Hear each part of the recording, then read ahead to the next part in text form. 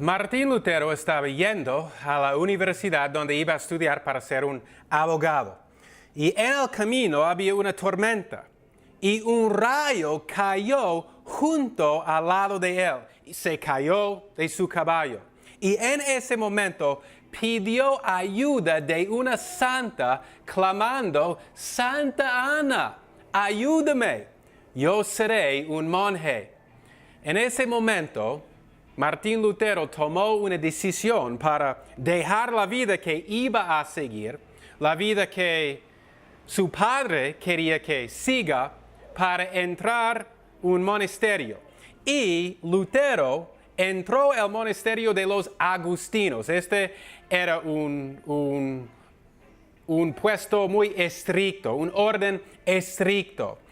Y era allí, en la Iglesia Católica, donde Lutero sufría más. No tuvo paz en su corazón. Hay una película buena acerca de la vida de Lutero que se llama Lutero, y el actor es Joseph Fiennes. Y Lutero era un monje extraordinario. Él subió los rangos a causa del trabajo que hizo, trabajaba duro. Y tuvo un problema. Y el problema es que Lutero no podía encontrar paz interna. Su conciencia le atormentaba, le picaba. Y lo más que trabajaba, lo más sufría. No encontró paz en su conciencia, en su corazón. Un rito adentro de la Iglesia Católica, adentro de su sistema de salvación, es la confesión. Y Lutero confesó su pecado a un cura. Y Lutero estaba dentro de la confesional por horas y horas confesando su pecado. Y cuando salió, ya se acordó otro pecado, entró otra vez para seguir confesando más pecado. El cura mandó a Lutero para hacer penitencia. Este es otro sacramento en el sistema de Roma para recibir la salvación. Lutero hizo la penitencia. Algunas cosas que se hace es decir el Padre Nuestro, decir la Ave María. Y Lutero fue a Roma y en Roma subió las gradas, muchas gradas, y en sus rodillas, como todos los católicos hacían en esta época. Y esta era una forma de penitencia, diciendo una oración en cada grada. Y cuando Lutero llegó a la cima, dijo que tal vez funcionaba, pero tal vez no. El asunto es que Lutero no estaba seguro que este sistema de sacramentos, este sistema hecho del hombre, era suficiente para recibir el perdón del pecado. Y él sufría mucho. Lutero tuvo su experiencia de la torre más o menos en el año 1515. No estamos seguros de cuándo pasó, pero probablemente él estaba en la torre de Wittenberg y estaba leyendo el libro de Romanos. Y cuando llegó a Romanos capítulo 1, versículo 17, el Espíritu Santo iluminó a su entendimiento. Vamos a leer Romanos 1, 17. Aquí la Biblia dice: porque en él la justicia de Dios es revelada de fe en fe, como está escrito: mas el justo por la fe vivirá. Antes, Lutero pensaba que Dios dio un estándar y necesitamos cumplir o vivir según ese estándar. Lutero se hizo loco pensando esto, porque si no sintió contrición completa en su corazón, quedó fuera de la salvación. Pero después, cuando Lutero estaba leyendo este versículo, es cuando él conoció la verdad, cuando él entendió que el sistema de la Iglesia Católica no es la verdad. Si leemos el versículo anterior, podemos tener un mejor entendimiento de cómo es la salvación. Porque en versículo 16 dice tres cosas acerca de la salvación. Dice evangelio, salvación y creer. 16 dice, el apóstol Pablo está escribiendo y dice, porque no me avergüenzo del evangelio de Cristo, porque es el poder de Dios para salvación a todo aquel que me cree, al judío primeramente y también al griego. Porque en él la justicia de Dios es revelado de fe en fe, como está escrito, mas al justo por la fe vivirá. Los justos, pensaba Lutero, vivían por ocuparse su fe por el proceso de pecar, después confesar el pecado y después hacer los actos de penitencia. Pero Lutero reconoció que en estos versículos este es el corazón del Evangelio y el Espíritu Santo iluminó a su mente. La justicia no se junta con el mérito del hombre, sino es la justicia de Cristo. Es la justicia que Jesús vivía y vivir por fe, lo que dice aquí, es agarrar la justicia de Cristo, cual Dios cuenta a nosotros por medio de la fe. Es la justicia aliena, dicen los teólogos, la justicia extranjera porque no pertenece a nosotros. Es de Cristo, no es nuestra justicia, sino es la justicia de otro, de Jesucristo. Y Dios imputa a esta justicia a nosotros por medio de la fe. Esta es la doctrina de la Reforma. Es uno de los 5 solos. En la Reforma había 5 solos. Y aquí es uno. Es sola fe. Esta es salvación únicamente por medio de la fe. Lutero dijo que en esta doctrina la iglesia se para o se cae. La Biblia es un libro acerca de la salvación. Soteriología es el estudio de la salvación. Sozo es la palabra griega y esta palabra para salvar ocurre más que 100 veces en el Nuevo Testamento. La palabra significa un rescate del pecado, de la ira, de la muerte. Y además de eliminar estas cosas, también significa dar o otorgar otras cosas más, las bendiciones temporales y eternos fundados en el trabajo terminado de Jesucristo. En el Antiguo Testamento, la raíz de la palabra para salvación significa espacioso, lo que significa que en el pecado nosotros estamos restringidos, que nosotros no podemos llegar a nuestro potencial. Estamos puestos en estrechos y es lamentable leer lo que dice la Biblia acerca del hombre en pecado. Romanos 3, Génesis 6, Jeremías 17 y mucho más, Efesios 2.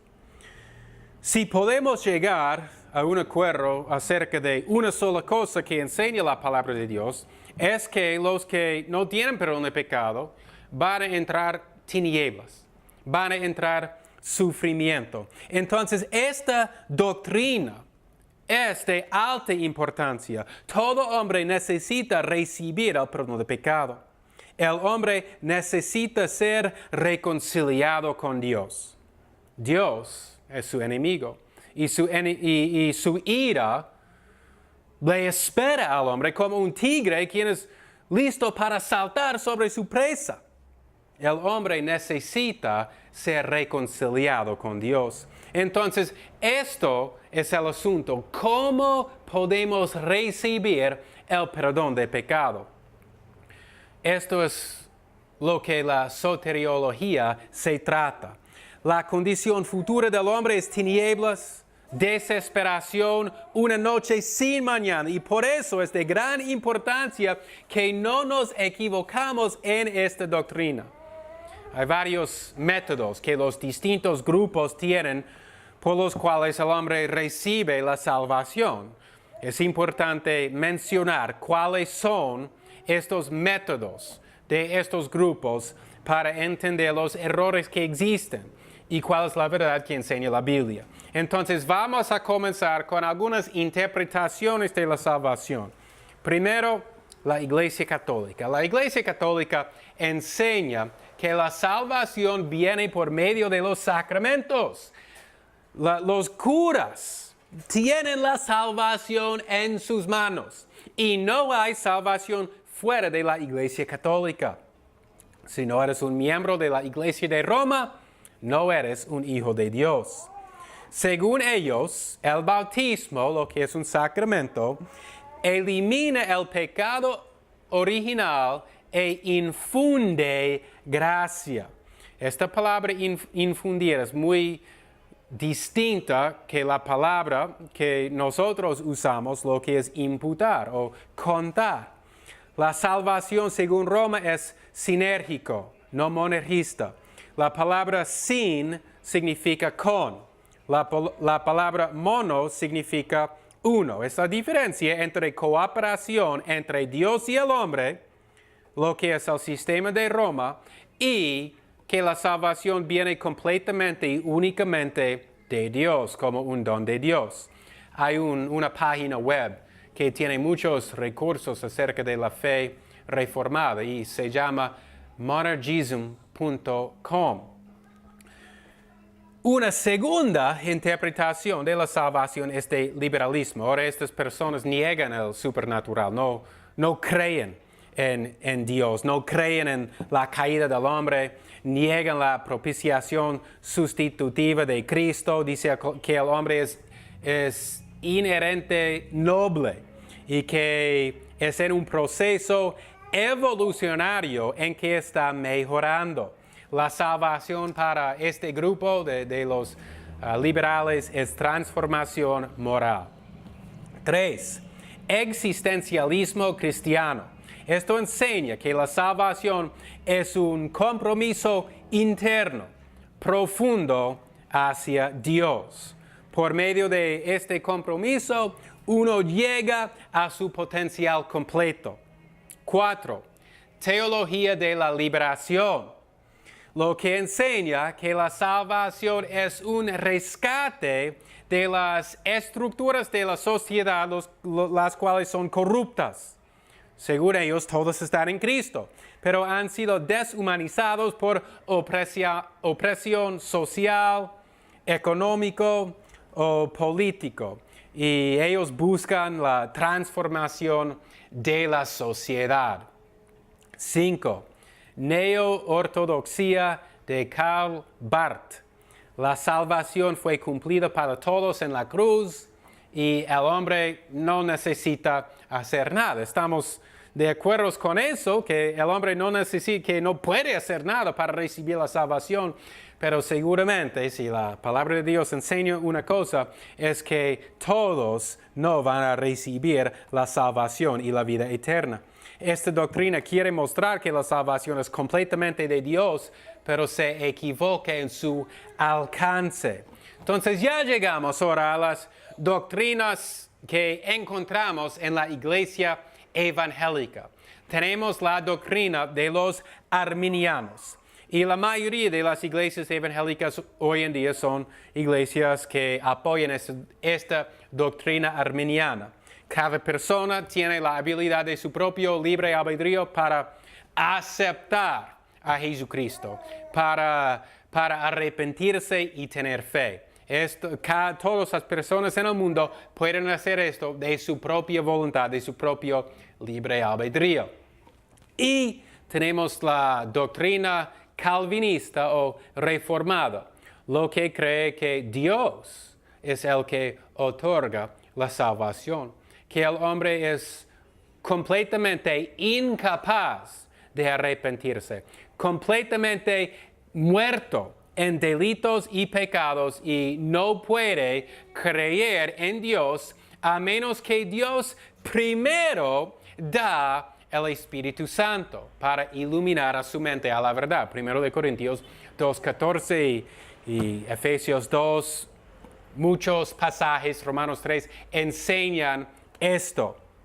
La salvación es completamente de Dios. El hombre recibe iluminación especial del Espíritu Santo para que pueda responder al llamamiento de Dios en fe. Ahora hay tantas cosas para estudiar adentro de este tema de soteriología. Es posible que esta doctrina o cristología abarca más doctrinas, más información que todas las otras que están adentro de la teología sistemática. Libros y libros están escritos acerca de cada doctrina en soteriología que nosotros vamos a estudiar. Estas doctrinas en soteriología incluyen el ordo salutis. El ordo salutis es un término de latín, lo que significa en español el orden de la salvación. También tenemos regeneración, gracia, común y especial, la unión mística con Cristo, llamamiento, conversión, fe, justificación, santificación, perseverancia, infralapsarianismo y supralapsarianismo, la seguridad de la salvación. Al inicio, cuando yo pienso acerca de la soteriología, la primera cosa en que pienso es el pacto. Porque en el pacto somos salvos. Dios obra por medios y toda la palabra de Dios está unida por el pacto. En el principio, Dios hizo un pacto de obras con Adán, y si Adán había obedecido a Dios, iba a ganar por el mérito su propia salvación y por toda su descendencia. Pero sabemos lo que pasó. Adán cayó, el pecado entró en el mundo y ahora el hombre es depravado. El hombre no es capaz de creer en Jesucristo. Dios tuvo gracia con el hombre y Dios instituyó otro pacto. Abre la Biblia, Génesis 3:15, y encontramos el primer evangelio. Génesis 3:15. Aquí tenemos la promesa de Dios para salvar al hombre. Aquí es donde Dios instituye el pacto de gracia. Enseguida, después de la caída, ahora Adán es muerto en delitos y pecados, no puede hacer nada. Enseguida Dios tiene misericordia para con el hombre. Dios muestra su gracia en instituir otro pacto, el pacto de gracia. Y Génesis 3:15 dice, y Dios está hablando con Satanás. Satanás engañó a Eva, tentándole. Eva comió, dio fruto a Adán, Adán comió. El pecado entró en el mundo y la caída del hombre. Y dice, y pondré enemistad entre ti y la mujer, y entre tu simiente y su simiente. Él te herirá en la cabeza y tú le herirás en el calcañar. Entonces aquí tenemos la promesa de la bendición que el hombre tiene como un miembro de la familia de Dios y dentro de la iglesia de Cristo. Cristo vendría al mundo, Dios en la carne, tomando un cuerpo verdadero y una alma racional, siendo concebido por obra del Espíritu Santo en el vientre de la Virgen María, de la cual nació, mas sin pecado. Soteriología nos hace pensar en lo que Dios ha hecho para restaurarnos a una posición de bendición en la eternidad. Antes que Dios creó el hombre, hizo un plan, y vamos a hablar acerca de esto en el ordo salutis, en el orden de la salvación. Pero en la eternidad Dios hizo un pacto con Cristo para salvar al hombre. Y de su propia voluntad Jesús dijo, yo iré al mundo para salvar al hombre. Yo tomaré un cuerpo para salvar el que está perdido. Y el Padre le prometió una herencia. bendiciones si cumplió sus deberes dentro de este pacto de gracia. Salmo capítulo 2 habla de esto. Pero nosotros pensamos en el pacto y en el pacto de gracia, la manera que Dios salva al hombre. Dios instituyó dentro de este pacto de gracia el pacto que hizo con Noé, con toda la creación también. Después, el pacto era más estrecho.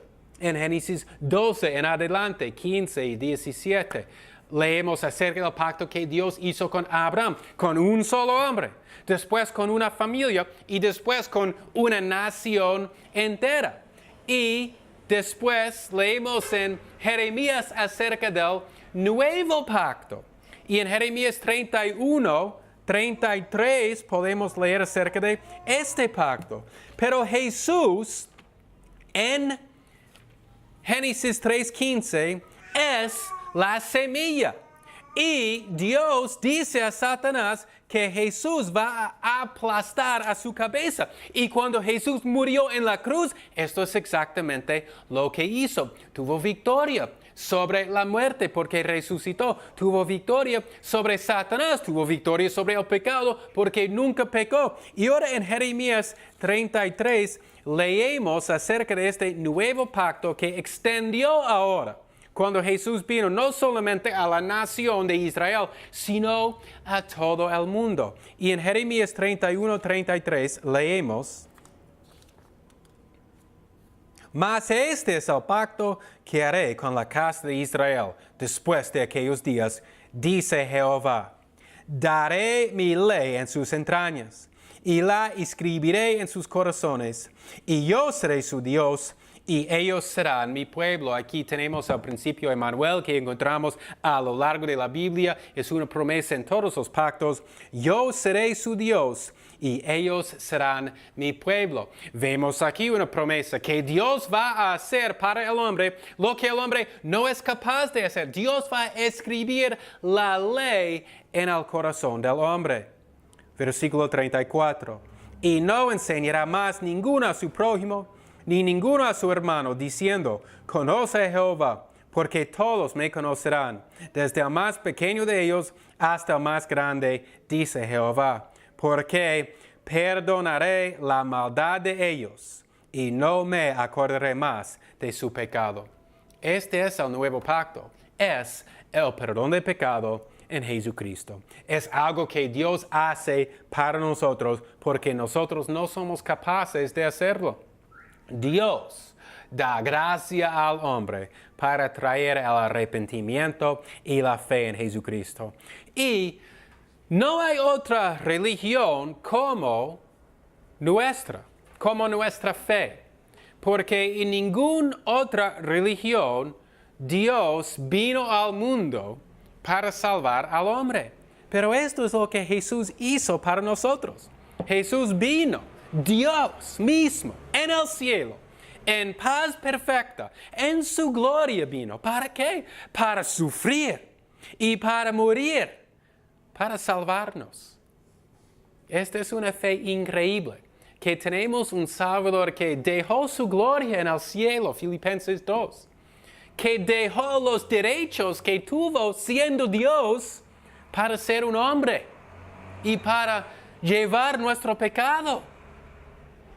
Jesús no conoció el pecado, pero se hizo pecado para nosotros, para salvarnos. Y estas promesas son para nosotros, son para nuestros hijos, para nuestros nietos. Dios es misericordioso para con nosotros. Desafortunadamente, la doctrina de la salvación en la iglesia hoy en día es un fracaso completo. Porque hoy en día vemos doctrina equivocada y este es el problema. Doctrina equivocada resulta en ¿qué? Doctrina equivocada resulta en una práctica equivocada.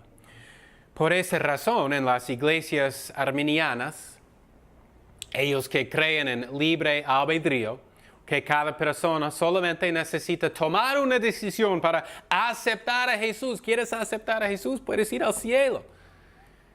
Vemos una práctica que es muy mala. Y esta práctica se popularizó con un predicador en los Estados Unidos en el siglo XIX. Y él se llamaba Charles Finney. Cuando yo estaba en el seminario teológico, yo estaba leyendo las obras de Finney. Esto es lo que es bueno acerca de los seminarios teológicos, es que tienen bibliotecas. Y en estas bibliotecas hay pisos y pisos llenos de libros. Entonces, cualquier libro que quieras estudiar, ahí está. Y yo estaba leyendo, porque yo escuché su nombre por la primera vez allá. ¿Qué es que enseñaba Finney? Y es increíble. Finney prometió avivamientos en la iglesia si un predicador sigue sus pasos. En realidad, diciendo que Dios no es soberano, sino el hombre puede establecer un avivamiento dentro de su iglesia cuando él quiere, solo siguiendo estos pasos. Y Finney pensaba que por los esfuerzos del hombre, por las obras del hombre, que los predicadores y otros son capaces de convertir a las personas. O sea, no es un acto supernatural, sino es una decisión del hombre. La voluntad del hombre es más fuerte, más arriba de la voluntad de Dios en el esquema de la salvación. Finney tuvo la banca ansiosa.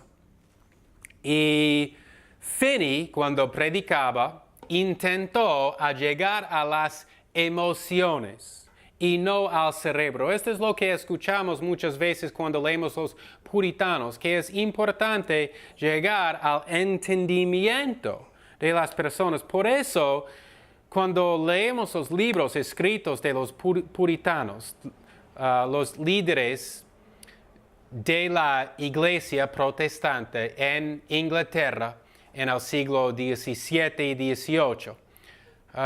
Y cuando leemos sus libros, algunos son muy difíciles de entender. John Owen escribe en una manera muy profunda. A veces lee una página, hay que leer otra vez para entender lo que está diciendo. Pero el asunto es que la doctrina es muy profunda. Y explican, en sus prédicas, explican en una manera fácil para que todos puedan entender la doctrina. Pero el asunto es que ellos intentan llegar a un entendimiento del hombre, porque la salvación incluye el cerebro, incluye la voluntad, incluye también las emociones. Pero Finney concentra únicamente en las emociones, por eso se llama la banca ansiosa. En el internet puedes encontrar una foto de esta banca y ahí están las personas sentadas en sus sillas en la iglesia y delante de todos, donde el predicador está predicando, ahí está una banca. Y estas personas quienes están ansiosas porque cuando el predicador predica, quiere que todos los que no son creyentes, que aceptan a Jesús. Entonces habla acerca de la urgencia para hacer esto. Aquí está una banca, venga, toma la decisión de aceptar a Jesucristo. Pero la Biblia nos enseña que ninguna persona es capaz de aceptar a Jesús. Es imposible. Y piensa en la manera que las personas en la iglesia hablan hoy en día. ¿Qué dicen cuando hablan acerca de la conversión? Cuando yo acepté a Jesús. ¿Y qué significa? Cuando yo tomé la decisión de aceptar a Jesucristo. Esto es algo que yo hice de mi propio esfuerzo, de mi libre albedrío. Yo acepté a Jesús. Eso no es lo que explica la Biblia acerca de la salvación. Y hoy en día tenemos algo muy semejante a la banca ansiosa de Charles Finney. Hoy en día, ¿qué tenemos? Tenemos el llamado al altar, donde en las iglesias bajan las luces ponen la música suave para aceptar a Jesucristo. El predicador llama a las personas, venga, adelante, acepta a Jesús. Y también hay presión. Hay presión para hacer esto. Yo he sentado en iglesias en que el pastor llama a las personas para venir adelante, las otras personas están presionándole. En otros casos, para los creyentes, estas personas quieren que los creyentes tomen una decisión, entonces cierran los ojos y quieren que las personas que van a tomar esta decisión para dedicar su vida más profundamente a seguir a Jesús, que se paran o se levantan la mano y después dice, abre los ojos.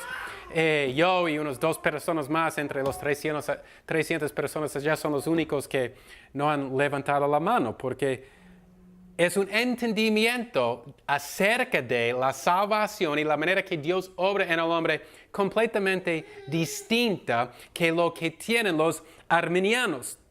Los arminianos, para ellos la salvación es tomar una decisión, es aceptar a Jesús, es creencia fácil. Este es otro término que tenemos. Tenemos el llamado altar, creencia fácil, gracia barata y creencia fácil.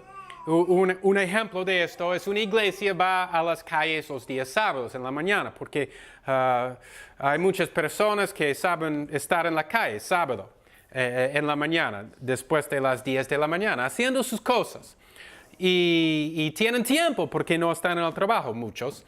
Entonces, ahí están las personas en la calle. Algunos pueden ser predicando, sino entregando folletos, intentando tener conversaciones con las personas. Y no hay nada malo en esto, esto es bueno. Pero lo que dicen los arminianos es leer este folleto, tiene algunos versículos, algunos tienen el camino de los romanos, lo que enseña cómo tener la salvación, el perdón del pecado. Pero lo que pasa después es que la persona dice, si tú quieres ir al cielo, o dice, ¿quieres ir al cielo? ¿Quieres aceptar a Jesús? ¿Quieres recibir a Jesús? Y muchas veces la persona dice, bueno, lo que tú dices, ya, sí quiero. Entonces, ora conmigo, repite estas palabras después de mí. La persona lee o ora oración del pecador, otro término que tenemos, la oración del pecador. Y este es el miembro de la iglesia diciendo estas palabras. Y la otra persona repite las palabras. Dijo la oración del pecador, confesó su pecado. Entonces, ¿qué dice el miembro de la iglesia? Ahora dice, ahora tú eres un hijo de Dios. Ahora Dios perdonó tu pecado y te vas al cielo. Siguiente día en la iglesia, domingo en la mañana, el pastor anuncia a todos, ayer 10 personas fueron salvos, 10 personas aceptaron a Cristo, 10 personas más yendo al cielo. El problema es que nunca más vemos a esas personas, han desaparecido. Si esto era la verdad, esta iglesia que tiene 20 personas, tendría 100 personas, 200 personas, va a seguir aumentando si en realidad estas personas aceptaron a Jesús o creyeron en Jesús y ahora son creyentes.